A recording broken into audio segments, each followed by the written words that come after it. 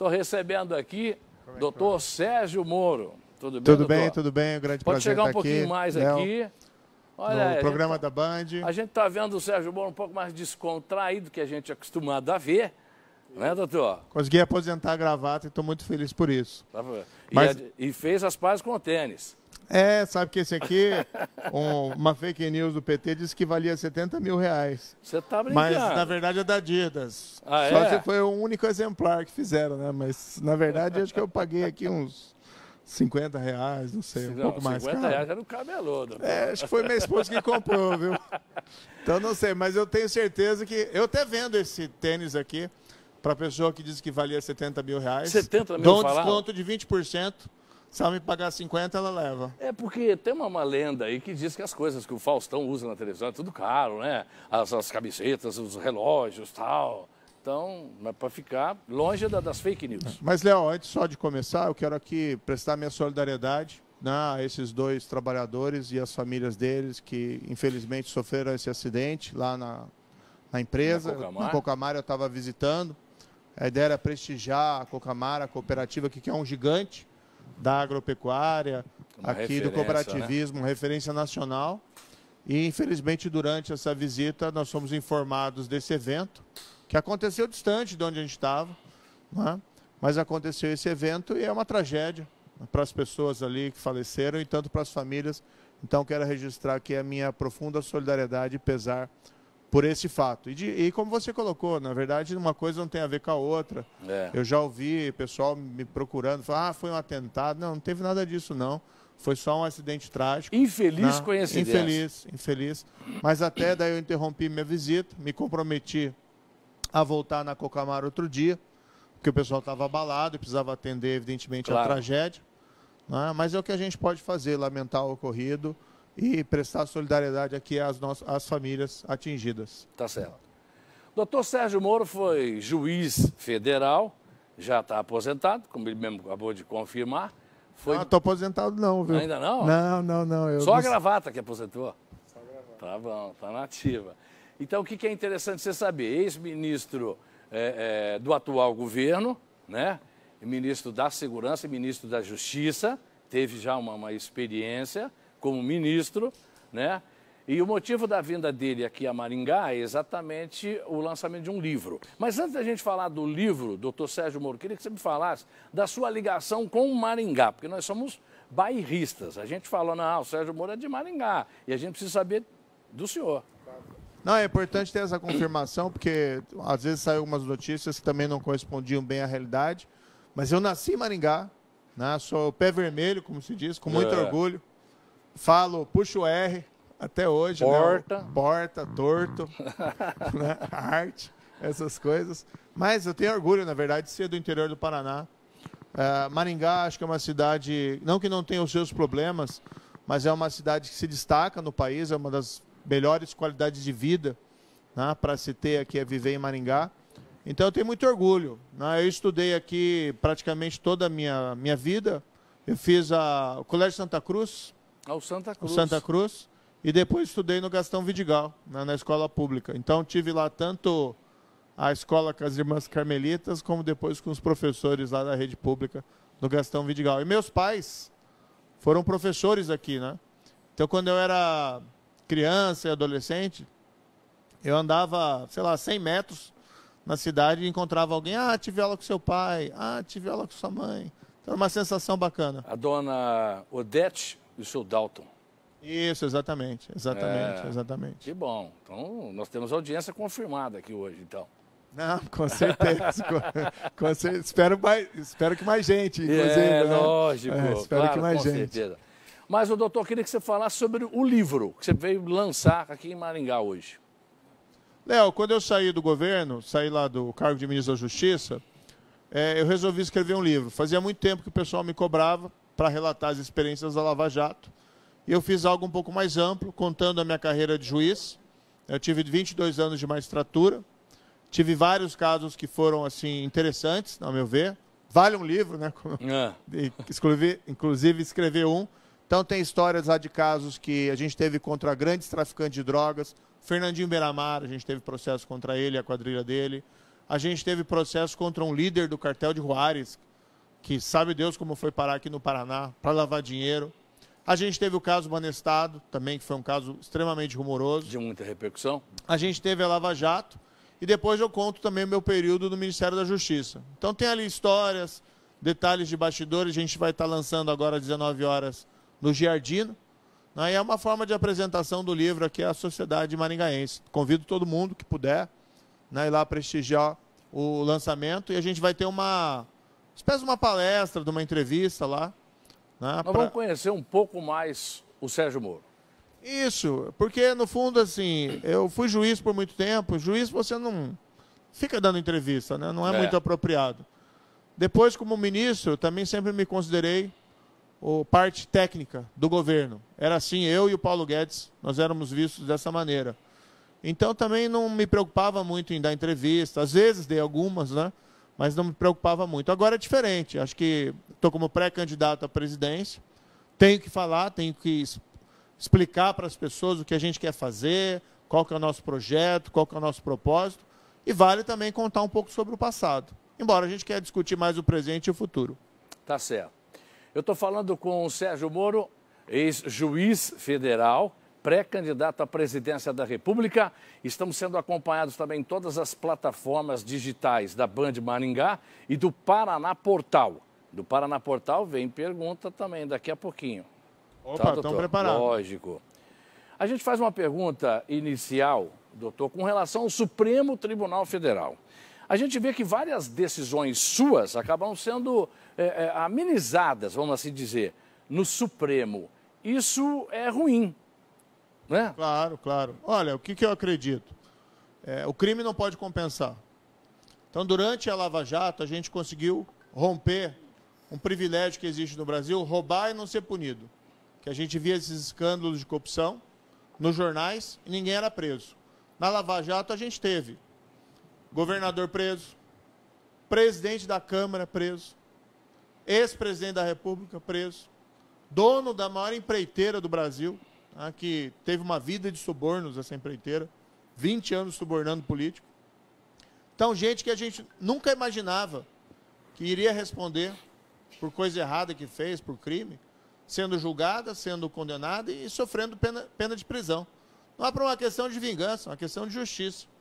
Agora, infelizmente, a gente está vendo algumas decisões do Supremo anulando condenações. Não dizendo que as pessoas são inocentes, mas sim simplesmente dizendo que teve lá um erro formal, que era para ter julgado em Brasília e não em Curitiba. O mesmo Supremo que autorizou essas prisões lá atrás. Então, o que aconteceu? A minha opinião, um baita erro judiciário. Essas decisões do Supremo não nos representam, não representam o país que a gente quer, tá? E estão mandando uma mensagem errada para a população. Estão mandando a mensagem que o crime compensa. A gente respeita muito o Supremo Tribunal Federal como instituição. Ninguém vai defender aqui atacar Supremo, atacar ministro. Mas essas decisões são profundamente erradas. Porque a gente sabe também que a corrupção na Petrobras aconteceu. A Petrobras divulgou uma nota faz 2 meses, oficial, tá? Dizendo que ela recuperou, por conta da Lava Jato, 6 bilhões, não milhões, 6 bilhões de reais em subornos que tinham sido pagos. Ou seja, os fatos estão lá, isso é história, está comprovado. Não é um tribunal que vai dizer que não aconteceu, aconteceu. A gente vê, lamentavelmente, voltar àquela situação no Brasil, que se você é rico, se você é poderoso, a justiça não se aplica para você. É contra isso, inclusive, que o nosso projeto hoje se apresenta. Porque não adianta também aqui, né, Léo, a gente ficar só reclamando. Tem que fazer alguma coisa a respeito. A gente tem que manifestar nossa indignação, mas tem que ter proposta. Então, por exemplo, a gente quer acabar com o foro privilegiado para todo mundo. A gente quer ter a volta da execução em segunda instância. A gente quer ter uma Polícia Federal que volte a investigar crime de corrupção. Hoje não tem ninguém, e eu tenho falado isso, tenho o máximo respeito pela Polícia Federal, pelos delegados, agentes, toda a corporação, mas hoje não tem ninguém sendo investigado e preso por corrupção no Brasil. Vou te fazer um desafio aqui. Lembra o nome de uma pessoa que foi presa por corrupção no Brasil em 2021? Ninguém. Ninguém. Agora, aposto que você consegue lembrar vários nomes que foram presos durante a Operação Lava Jato. Então, isso está se perdendo. E a gente não pode deixar isso acontecer. Isso é mais até, não está necessariamente relacionado com a nossa pré-candidatura à presidência. Isso é uma questão de cidadania, um país que ninguém pode estar acima da lei. Isso que a gente quer construir. Tá certo. Doutor Sérgio Moro, caso o senhor seja eleito, e a gente torce por isso, presidente da República, a gente sabe que o presidente e o Congresso Nacional é difícil de lidar. Até porque esse Congresso nosso tem direita, tem esquerda e tem centrão. Como é que o Sérgio Moro pretende ajeitar isso aí? Porque a gente sabe que na história recente do Brasil, 2 presidentes acabaram sofrendo impeachment por não ter um bom relacionamento com o Congresso ou não teve habilidade para mexer. Como é que o senhor pretende fazer? Léo, a política é a arte do diálogo. Então tem que dialogar com todo mundo. Agora, o que é importante? A gente tem que ter liderança clara, projeto definido e tem que ter princípios e valores. Né? Porque, veja bem, a gente viu todos esses casos de suborno no passado. Muitas vezes o pessoal dizendo, é preciso isso para governar. Mas deu certo para o Brasil? Deu certo para os políticos que receberam suborno. Para o Brasil, não, porque a gente não cresce, a gente não tem emprego. O Brasil hoje está estagnado economicamente. A previsão da economia é crescer 0,38%. E já tem banco dizendo que vai ter recessão de 0,5%. Tá? Isso significa o que para o nosso telespectador lá? Não tem emprego, não está crescendo a economia, está parada. Tem alguns nichos de prosperidade, mas não está crescendo. Então, valeu a pena mensalão, petrolão, rachadinha, esse tal do orçamento secreto? Não valeu a pena. Então, a gente quer fazer as coisas diferentes. É possível, sim, você partilhar poder. Tá? A gente tem um projeto focado na volta do crescimento econômico, do emprego. Tá? Isso é o mais importante. E também controlar essa inflação, que está fora dos padrões, está mais de 10% ano passado. Esse ano, a gente não sabe onde vai parar. Mas a gente quer fazer isso, sim, com firmeza, tá? Liderança, projeto, diálogo, mas fundado em princípios e valores. Eu não estou colocando meu nome à disposição para repetir mensalão ou rachadinha. Isso eu não vou fazer. Isso eu posso garantir. O Sérgio Moro já teria um suposto nome para o Ministério da Economia? Ou é muito cedo? Olha, o que eu tenho hoje é um grupo de economistas trabalhando num projeto. Ele está sendo coordenado pelo Afonso Celso Pastore. O Afonso Celso Pastore é um dos maiores economistas do Brasil e está construindo esse projeto, esse programa. A questão de nome de ministério é algo que a gente tem que discutir lá na frente. Até porque senão é você colocar o carro na frente dos bois. Capaz até de dar azar. Melhor não fazer isso. Mas eu tenho gente, né, discutindo projeto, gente na saúde. Tenho um médico que é professor titular também na Universidade Estadual do Rio de Janeiro, Denizar Viana. E ele está elaborando o programa de saúde. Ele foi secretário de Pesquisa e Tecnologia do Ministério da Saúde durante a gestão do ministro Mandetta e do ministro Taik. Então, uma pessoa extremamente qualificada. Eu tenho um grupo discutindo reforma da Justiça, segurança pública e combate à corrupção, que é dirigido pelo Joaquim Falcão, que é um professor também da FGV do Rio de Janeiro, membro da Academia Brasileira de Letras. Eu tenho um time qualificado. Mas também vou te dizer o seguinte, a ideia de percorrer o país, de vir para Maringá, tive ontem lá em Londrina, tive antes no Ceará, no Piauí, no Espírito Santo, é para a gente conversar com as pessoas. Eu acho que não tem nenhum projeto que você vai fazer fechado em 4 paredes, em São Paulo, no Rio ou em Brasília. A gente tem que colocar o sapato na estrada e conversar com as pessoas. Tá certo. O doutor Sérgio Moro está me falando aqui, e aí eu estou me lembrando de um fato que aconteceu comigo. Eu estive na Paraíba, João Pessoa, e o senhor conhece muito bem lá, é distante o aeroporto da cidade. Aí eu peguei um táxi, a taxista falou assim para mim, não, a gente vota aqui no fulano. Que o fulano aqui é o seguinte, mas caramba, tem um monte de coisa negativa em cima desse nome. Não, a gente entende aqui que se não for dessa forma, não funciona. Tem que roubar para poder fazer. Então é uma coisa cultural, uma coisa que foi colocada na cabeça. Então, para mudar esse paradigma, vai um tempo aí também, não vai, doutor?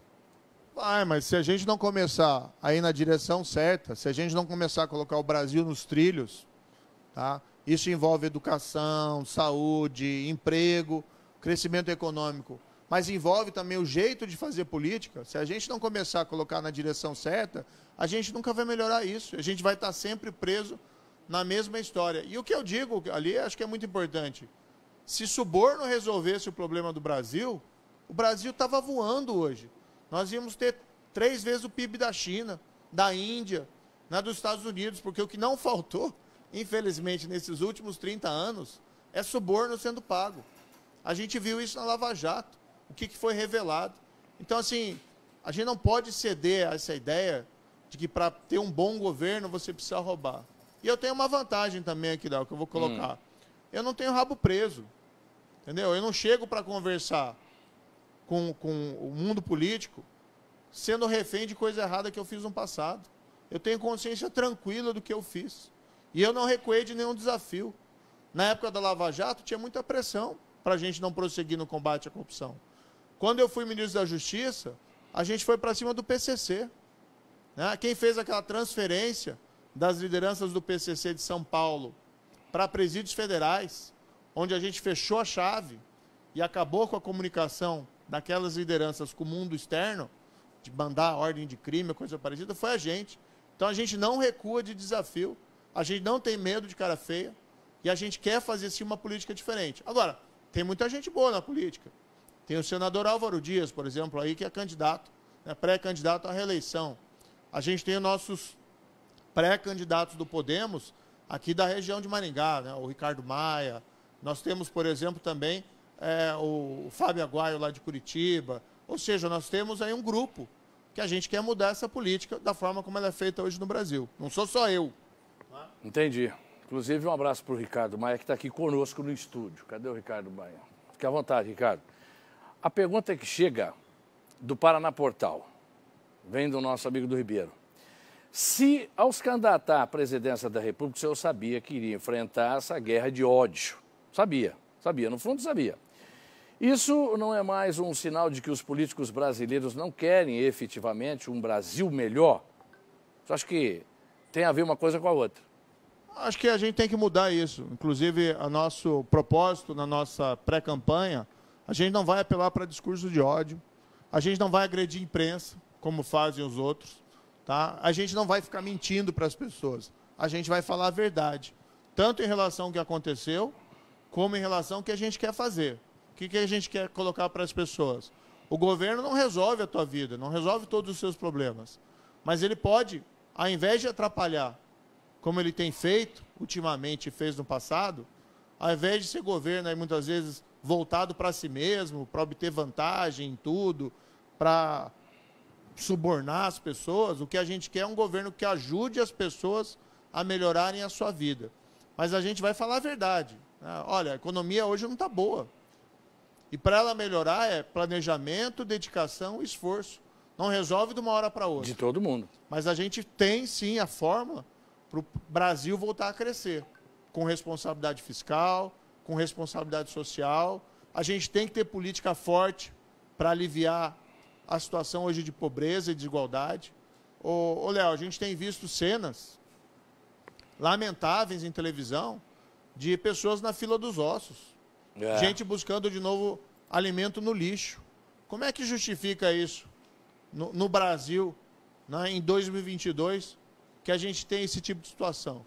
Então, algo que a gente quer fazer, tá, que a gente está planejando, além de política voltada à retomada do crescimento econômico, a gente quer ter uma força-tarefa nacional de erradicação da pobreza, para a gente trabalhar as causas da pobreza e não somente as consequências. A ideia, por exemplo, tem muita política pública por aí mal desenhada ou mal direcionada que não chegam naquelas pessoas que mais precisam.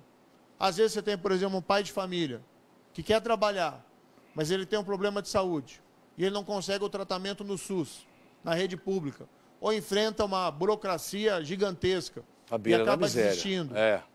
Às vezes é um adolescente que quer trabalhar que quer ter uma oportunidade de trabalho, mas ele precisa de um curso técnico. E aí, quando ele vai no governo, eu vi que teve governos anteriores que fizeram curso profissionalizante que exigia o ensino médio completo. E, às vezes, o cara que mais precisa é aquele que não conseguiu terminar o fundamental. E ele fica barrado de ter aquela chance. Às vezes, é uma mãe que quer trabalhar, mas precisa deixar o filho numa creche. E, de repente, a creche foi construída não onde mais precisa, na comunidade mais carente, mas foi construída no lugar lá que para ela fica impossível. Então, a gente quer ter uma governança específica no país, essa força-tarefa nacional de erradicação da pobreza e da fome, para coordenar os esforços nacionais contra a pobreza e contra a fome. Isso a gente quer começar de imediato, em janeiro de 2023. Doutor Sérgio Moro, a outra pergunta que vem do Paraná Portal. No ano passado, sua esposa Rosângela Moro publicou o livro Dias Intensos, que retratavam sua passagem por Brasília. Os dias de hoje são mais intensos do que aquele? Bela pergunta. Eu vou dizer o seguinte, olha, recomendo o livro da minha esposa. É muito melhor do que o meu, inclusive. Né? Vai estar, inclusive, também à venda hoje no lançamento, mas as pessoas podem procurar nos diversos sites e nas livrarias. E ela contou essa história de uma outra perspectiva. Ela até tem uma visão assim, escreve bem, uma visão mais humana, mais pessoal. Eu confesso que ainda sou meio duro, sabe? A gente está aprendendo. Eu acho que o desafio hoje é diferente. Tá, Léo? O que eu acho que a gente quer, acho que todo brasileiro quer mudança real. A gente está cansado de ouvir promessa, a gente está cansado de ouvir gente que não tem credibilidade para dizer, por exemplo, que vai enfrentar a corrupção. Eu acho que eu tenho, pelo que eu fiz na Lava Jato. A gente está cansado de gente dizendo que vou enfrentar a criminalidade e nunca fez nada no passado. A gente fez isso. Então, assim, o que eu quero dizer, a gente enfrenta qualquer desafio e a gente tem esse compromisso de fazer as mudanças necessárias para o Brasil voltar a crescer. É realmente um desafio, é uma jornada hoje muito difícil. A gente sofre vários ataques. Agora, a parte positiva, que a gente tem circulado pelo país, encontrado uma grande receptividade e conhecido muita gente boa. Tem todo um Brasil aí fora que dá certo, um Brasil que funciona. A gente tem ido, por exemplo, em organizações sociais, organizações da sociedade civil, hospitais, públicos ou privados, que fazem um trabalho fantástico. E é isso que a gente quer fazer, pegar esse Brasil que dá certo. Aliás, a ideia da visita a Cocamara hoje era essa, prestigiar e mostrar, olha, tem um país que dá certo. Separar o joio do trigo. Exatamente. É esse país, essas experiências que a gente quer replicar. Por exemplo, tem uma grande crítica de que no Nordeste é difícil a gente ter essas mesmas cooperativas, similares aqui a Cocamar, a Coamo, esse modelo de sucesso do Paraná. Então a gente quer conhecer bem esse modelo e tomar as providências necessárias, vamos levar esse cooperativismo, assim tão intenso como a gente tem no Sul, para o Nordeste, para facilitar a vida das pessoas. Os caminhoneiros autônomos, eles estão reclamando com razão, que hoje o que eles gastam de combustível acaba, no frete não dá, eles estão levando prejuízo. Tem muito caminhoneiro dizendo que a solução para eles é se organizar em cooperativas. Então vamos conhecer esses modelos que funcionam e vamos replicar em todo o país. Por isso que a gente está viajando, conversando com as pessoas, além da gente poder apresentar o nosso projeto. Doutor Sérgio, você falou em combustível, é exatamente a pergunta que estava aqui formulada, a próxima. O povo brasileiro sofre demais com a questão das altas no combustível, tanto no etanol, quanto na gasolina, no próprio diesel, que encarece, né? Que o Sérgio Moro pretende fazer com a Petrobras? Pretende controlar esses preços, criar um fundo para poder custear esse dólar? Como é que você pretende fazer? Qual a minha opinião sobre isso? Não é só o problema do combustível, é energia. Você vê a conta de luz hoje chega na sua casa, você leva um susto, está muito alta. Então a gente tem que ter uma discussão séria no Brasil, redução de tributos sobre combustível e energia. Porque é importante não só para o consumo das pessoas, mas também é um insumo importante para a nossa indústria, para a produção, para a atividade comercial. Então a gente tem que ter uma discussão um pouco mais profunda. Eu andei falando com o pessoal da área de distribuição de combustíveis e eles me colocaram, como principal problema para a gente poder diminuir o preço, a competição ainda é baixa. E 2, a rede de infraestrutura de distribuição de combustível, gasoduto, oleoduto, as nossas estradas, elas são insuficientes. Então a gente tem que ter uma política de longo prazo. O que me preocupa aqui, Léo, é de repente a gente ter agora uma política provisória para reduzir o preço dos combustíveis no momento e isso estourar lá em 2023. Porque a gente já viu esse filme antes. Foi como lá em 2014, que reduziram o preço dos combustíveis, reduziram o preço da energia elétrica Próximo e da tudo eleição. estourou na recessão. Sim, na eleição, no ano da eleição, resolvem fazer alguma coisa. Eu acho que qualquer solução para isso tem que ser uma solução permanente. Porque a gente não quer enganar as pessoas para ganhar a eleição. A gente tem que resolver o problema em definitivo e é isso que a gente se propõe. Tá certo. Doutor Sérgio Moro, obrigado pela sua presença, pela sua visita aqui na Band Maringá, aqui no nosso programa, no nosso humilde programa. Apareça mais vezes. Sucesso nessa sua caminhada.